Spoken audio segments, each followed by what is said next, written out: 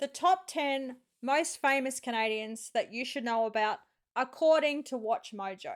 G'day guys, how's it going? My name is AussieTash. I'm really looking forward to getting into this list. I think we're going to get a bit of a history lesson. We're not going to see Ryan Reynolds or Michael Bublé, or celebrities, comedians. We're going to learn about other people, other famous, influential Canadians who have changed the world. So let's get into this list. Looking forward to it. Let's roll. These are some of the most influential Canucks to come out of the Great White North. Happy Hunger Game, and may the odds be ever in your favor. Welcome to WatchMojo.com, and today we're counting down our picks for the top 10 iconic Canadians. For this list, we're looking at the most iconic Canadians in history, in terms of their influence and notoriety at home and abroad. Okay. Scott outsmarted himself on that one. Go again, Jay. The entries are ranked based on their overall accomplishments, as well as contributions to the country and their embodiment of Canadian values. You still get nervous before you go on the air, though? I love Strombo. Oh, are you kidding? Really? I'm as excited now as I was the very first show. However, we're excluding people like Alexander Graham Bell, who only lived in Canada for a short time and was technically a British Commonwealth citizen. Yes. It was clear as a bell, Mr. Bell. Now let's get started, eh? Number 10, David Suzuki. We're the only animal that said we can affect the future by what we do today. One of Canada's most beautiful qualities is its vast natural landscape. And Canada is proud of the fact that one of the biggest names in the world to be associated with the fight for environmental conservation is that of a Canadian. We are going to destroy the very things that make that land so precious to us. The very things This is who that keep David us Suzuki alive is. and Okay. healthy. That's what this battle is about. Suzuki has worked tirelessly as an educator to fight for this cause, and has even brought his work to a wider audience thanks to the Canadian Broadcasting Corporation and PBS. This is where I fell in love with life. But there's a darker side to my being here. A warning of the potent, even dangerous consequences of misusing our ideas about how life works. More recently, he's become a fierce supporter of the fight against climate change and strives towards making the world a more sustainable place. Things are only impossible until someone decides that they're not. Oh, I like that. Today is the day we decide. Number 9. That's really, really cool what he just said there. Advocators for climate change. Some of them are really, really cool, and some of them are just absolutely crazy. We had this thing in Australia, they're called the Climate Rebellion. Just recently, they were at a suburb in Brisbane, and they picked this random particular suburb, and they let the air down of like tires in a huge street. Absolutely crazy. In the event of an emergency, these people, they had no tires, they couldn't get anywhere, they couldn't get to work the next morning. I heard about it on the radio. It was just crazy. You have people that advocate and make the right choices and do the right things, and you just have these extreme fanatics that are just absolutely bonkers. David Suzuki, he sounds like he's doing it the right way, respectfully. He's got lots of supporters. He's got the whole country behind him, and he is making a difference. His words are making a difference, and that's really, really cool. 9. Tommy Douglas. Well, if you're up against a bully, you need to use your head. What's this? A politician that actually accomplished something? As Premier of the province of Saskatchewan, Tommy Douglas strived to give Canada one of its greatest gifts, universal health care. Oh, In I've heard about 1959, him. Douglas proposed a compulsory prepaid health plan the country would come to know as Medicare. Yeah. 60% of Saskatchewan residents would vote against it. He's widely credited as the father of Medicare in Canada. His work and vision would later be continued by fellow Canadians to become federal law, making healthcare a right for all Canadians. I like Now, that. if my honorable friend were just to sit down and dangle his legs, I should be able to wrap up shortly. For his impact, in 1981, Douglas received the Order of Canada. But I want to remind you, you can lock up a mouse and you can lock up a man, but you can't lock up an idea. Even decades after his death, countless lives are still being improved thanks to a little fellow with an idea. And to thank him, in 2004, citizens of the country voted him the greatest Canadian. leaving The greatest Canadian. That's really, really cool. Tommy Douglas. I have heard a bit of his story before. I think I've seen him on the Heritage Minutes episode. We do have Medicare. We've got bulk billing Medicare system in Australia. Probably very similar to what you have there in Canada. So yeah, it's very, very cool. Mate, we are all entitled to free healthcare. I know other countries, it's different. Like, you know, in the States, you have to pay for healthcare and stuff like that. But mate, we are all entitled to free healthcare. So well done, Tommy Douglas, for being the person that had that idea to bring it into Canada. I'm actually not quite too sure who's responsible for free Medicare or healthcare here in Australia. Something I have to learn about. Saskatchewan, Douglas said, I hope the record will show that I serve the people not too badly. Number 8, Neil Young. Old man, look at my life. I'm a lot like you were. Young rose to international fame throughout the 60s and 70s with his crisp folk rock sound and poetic singer-songwriter lyrics. For the thought that I caught that my head is sea up into the season. He first appeared as a founding member of the band Buffalo Springfield, and later with the famed Crosby, Stills, Nash & Young. When you could be taking me for the back.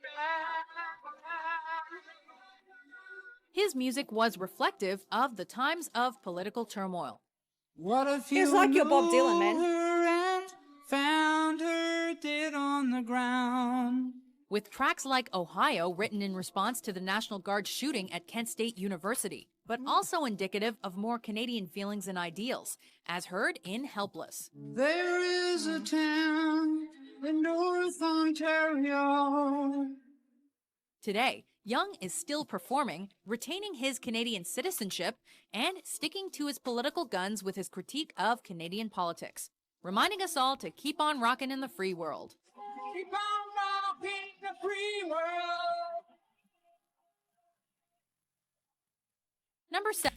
Okay, guys, it's just covered Neil Young. The music may be there and may not be there. It's just going to depend on copy claim. I know how cool Neil Young is. He is absolutely fantastic. And yes, guys, we do know of him in Australia, and I knew of him before I started this YouTube channel. He is cool. He oozes cool. He is like your Bob Dylan. Mate, brilliant. Absolutely brilliant. Okay, Sir John A MacDonald. I do know who Sir John A MacDonald was. He was, in fact, your first Prime Minister. And here's some little trivia for you. He actually proclaimed cricket as the first national sport of Canada. There you go. 7. Sir John A MacDonald. Just imagine, to the east, the Atlantic provinces, then Upper and Lower Canada, across the prairies to the Rockies and beyond.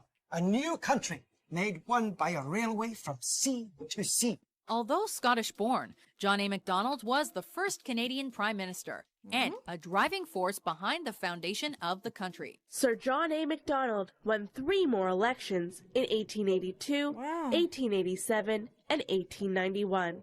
Serving as Prime Minister for 19 years, his political maneuvering and rousing sense of nationalism allowed him to bring together French and English-speaking colonies to form a unified nation. He did one thing, so simple to us, but it made him stand out then. He shaved. He was clean shaven. Okay. All men then in public life had big, bushy beards. He further helped to keep the country connected by getting the Canadian Pacific Railway underway. As a consequence of his tragic personal life, MacDonald became a heavy drinker for much of his life. While criticized at the time for being an alcoholic womanizer, he is well remembered today for being one of the principal fathers of Canada. Gentlemen, the time for union is now. I ask you to take the dare. Number 6, Celine Dion. I can't believe I've been touched by an angel with love. Canada has so many great singers for such a small population, from Bryan Adams to Shania Twain. I wanna be free and feel the way I feel. Man, I feel like a woman. But one voice undeniably stands out from the rest. By the age of 22, Dion was already a star in her home province of Quebec, having built an impressive francophone body of work.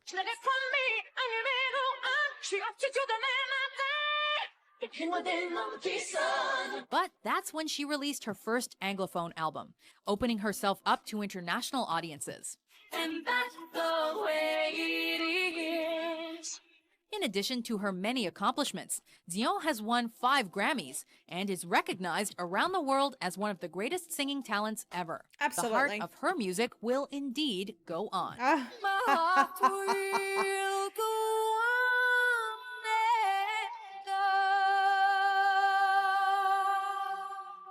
and on. Okay, guys, again, so it's just covered Celine Dion. There may have been some music from Celine Dion. We might have heard it. We might have not. We might have had to, bleep it out because of, copyright. Celine Dion, I've said it before. I've seen her in concert when I was 15. Absolutely beautiful voice. We wish her all the best because we do know it has been highly documented that she is going through some really, really bad health issues at the moment. So we wish her all the best and we thank her so much for her beautiful, beautiful voice. All right, let's keep on going.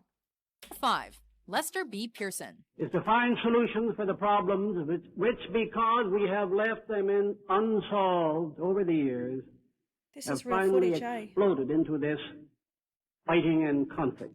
A politician who did many valuable things during his career, Pearson achieved one of his greatest accomplishments in 1956, when, as Secretary of State for External Affairs, he successfully helped resolve the Suez Crisis, for which he received the Nobel Peace Prize. Oh, wow. By 1956, Lester Pearson is the best-known Canadian in the world. Later becoming Prime Minister, his minority Liberal government introduced student loans, kept Canada from entering the Vietnam War, abolished the death penalty, and federalized Tommy Douglas's work by introducing universal health care. But the actual process of negotiation at times must be done quietly. As if that wasn't enough, next time you think about how awesome Canada's flag is, you can thank him for that too.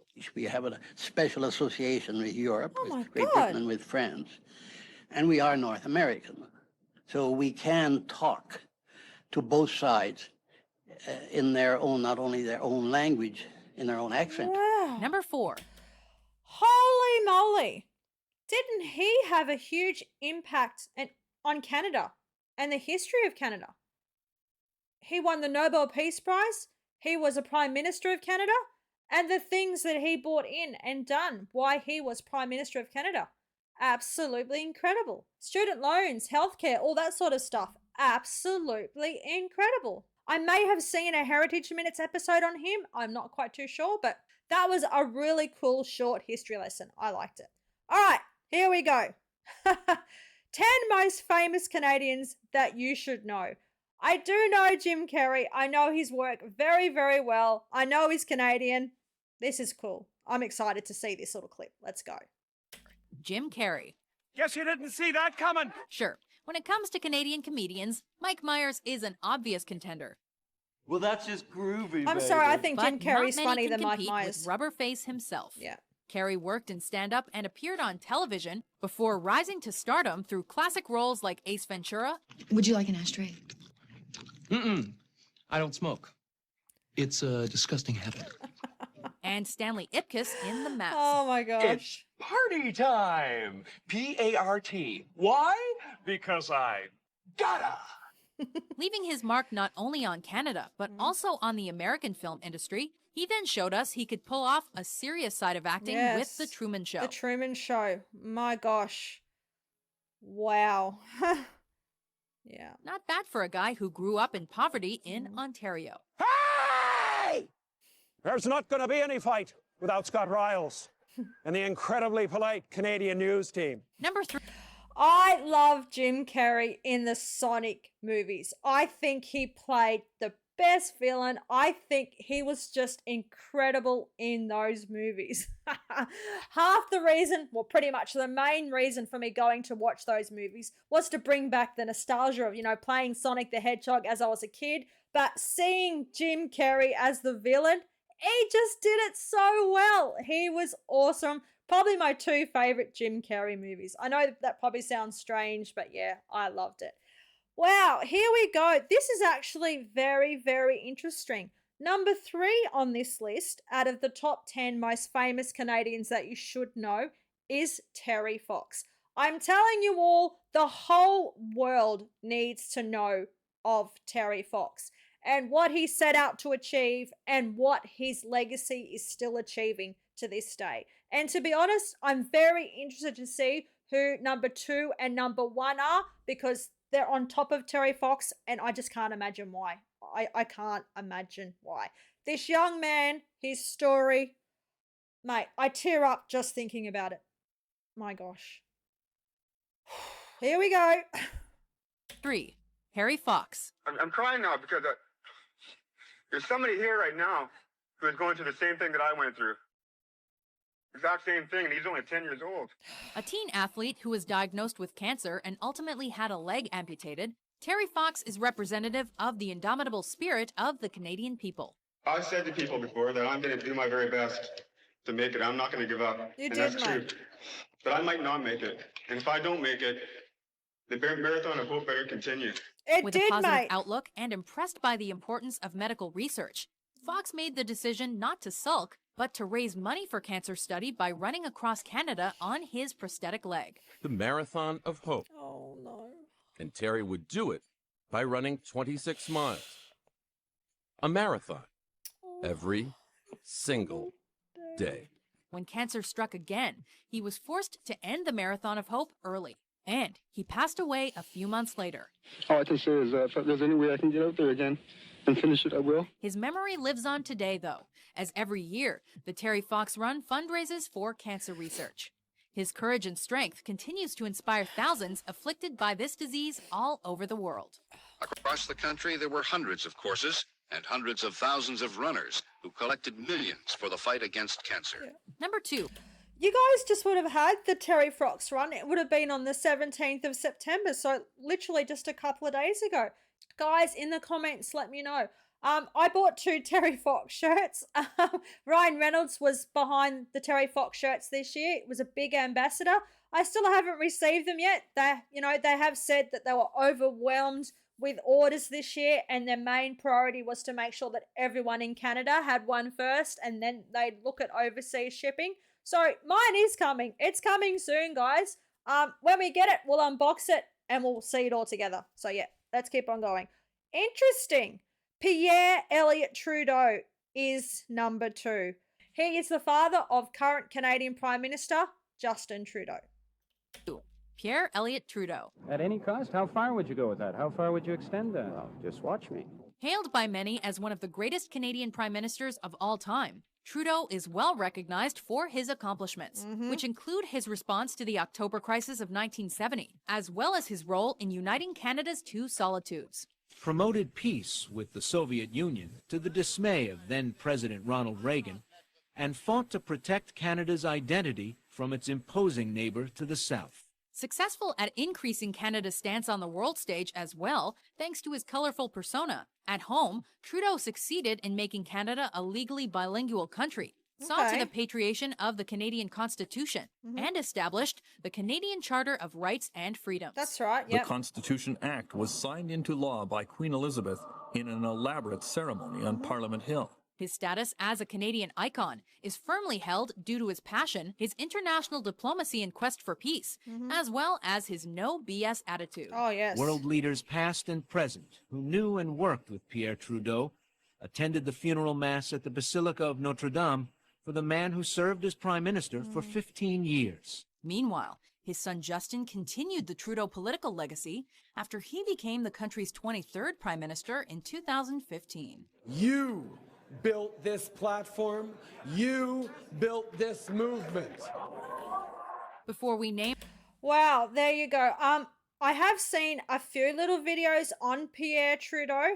I do know that he had a well-established relationship with Fidel Castro, and the Americans didn't like that. They didn't like that at all. He was definitely a character, wasn't he? Some of the documentaries I've seen about Trudeau, he was definitely a character.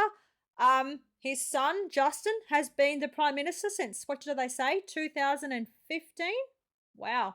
That's really, really long time to serve as a Prime Minister. In Australia, mate, that doesn't happen. I don't think we've had a Prime Minister serve that long since John Howard. And our newly elected Prime Minister, Anthony Albanese, who took over the spot of Scott Morrison. Oh, mate, I was expecting better things. at the moment, I just don't know where his choices are going. Wow. It's only been like 6 or 7 months and already I'm thinking, I don't even know who the other fella is, who the opposition leader is, but yeah. All he might need to do is say a couple of things that are appealing, and it might be time for Albanese to go as well, because some of the choices he has been making, oh, strange. Very, very strange. All right, honorable mentions. Let's go. Name our #1 Canadian of all time. Here are some honorable mentions. For Canadians, hockey isn't just a game. Oh. It's our game.